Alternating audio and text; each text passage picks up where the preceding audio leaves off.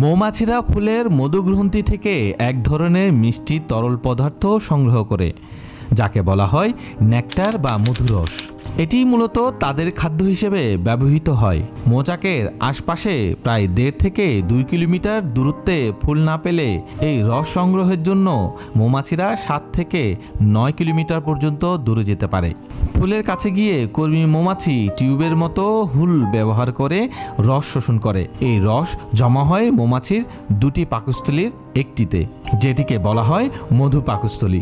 এই পাকস্থলীর ধারণ ক্ষমতা প্রায় 70 মিলিগ্রাম এবং তা পূর্ণ হলে মৌমাছির ওজনের সমান হয়ে যায়। একে পূর্ণ করতে মৌমাছিকে 100 থেকে 1500টি ফুলে যেতে হয়। আবহাওয়ার অনুসারে নেকটারে 60 থেকে 80% পর্যন্ত পানি থাকে এবং এর মিষ্টি অংশ মূলত সুক্রোজ বা চিনি দিয়ে তৈরি।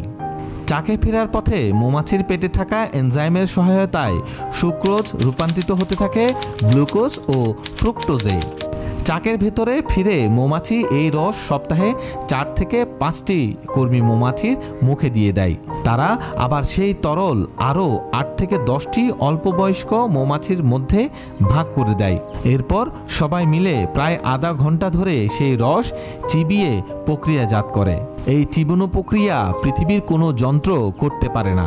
প্রক্রিয়াজাত তরলটি এরপর মধুকোষ বা হানিকম্বের আলাদা আলাদা প্রকোষ্ঠে ঢেলে দেওয়া হয়। সেখানে শুরু হয় মধু তৈরির শেষ ধাপ। প্রতিটি প্রকোষ্ঠ পূর্ণ হলে এর ভেতরের আর্দ্রতা 14 থেকে 18% নামিয়ে আনতে হয়।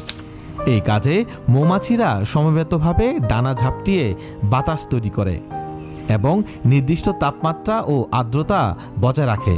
এই সময় চাকের ভেতরে ভোঁ ভোঁ বা গুনগুন শব্দ শোনা যায়, যা আসলে ডানা ঝাপটানোর আওয়াজ।